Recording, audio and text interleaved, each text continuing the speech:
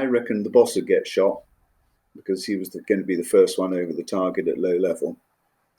And I reckon the last guy through the target would probably get shot as well, because at that stage there would be no, although we were 3-second intervals, he would probably get a lot of fire going out.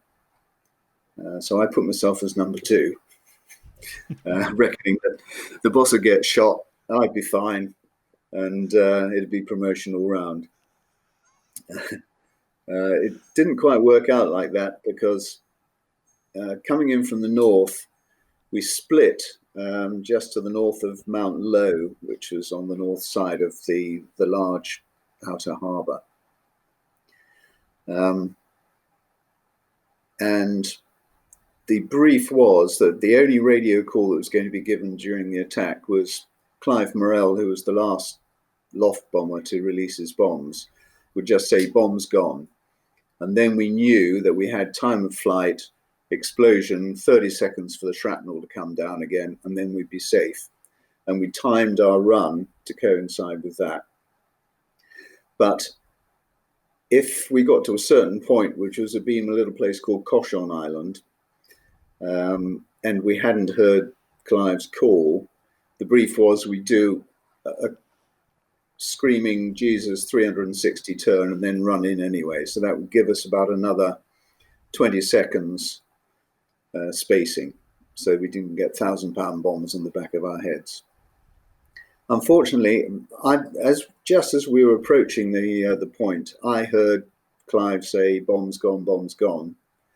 And the next thing I saw was Andy Old, the boss, go into a screaming right-hand turn because he hadn't heard the call. So I, being good number 2, followed him round. And as we went through a westerly heading, I saw to my horror the other 3 aircraft hopping over the saddle in the hills and running in on the airfield, which meant that I was going to be the last one over the airfield, which is just where I didn't want to be. I came around the side of Mount Low, going as fast, as low as I'd ever been, doing 480-ish knots at 50 feet. And my first sight of the airfield was just a huge hemisphere of explosions. And my initial thoughts, were, quite illogically, were that the cluster bombs were going off early. And what it was anti-aircraft fire.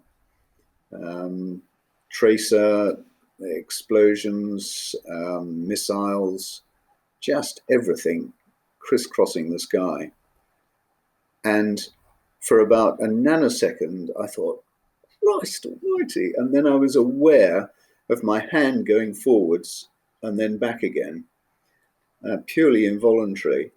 And I was down at about 5 or 6 feet over the water, still doing 480 knots. It just seemed a bit safer down there somehow.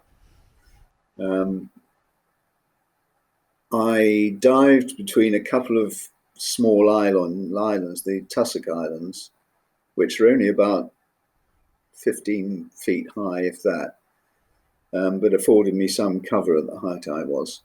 And I could see people up on the sand dunes on the north side of the airfield firing down at me, and see the old flashes on the sand dunes, and see the tracer coming towards me. And then it was weird. Sounds stupid. It was just like a war film, where the tracer comes up in a sort of lazy arc and then suddenly accelerates past you. And it does. It's just like that. And I could see the stuff bouncing off the water all around me. And I went to fire my guns, squeezed the trigger, trying to put a bit of 30mm into the sand dunes, and nothing happened. And I realized later that I hadn't actually put the gun's masters on. Lesson number 1 in wartime: make your guns live as soon as you're airborne. Don't wait until you're pointing in a safe direction on the range.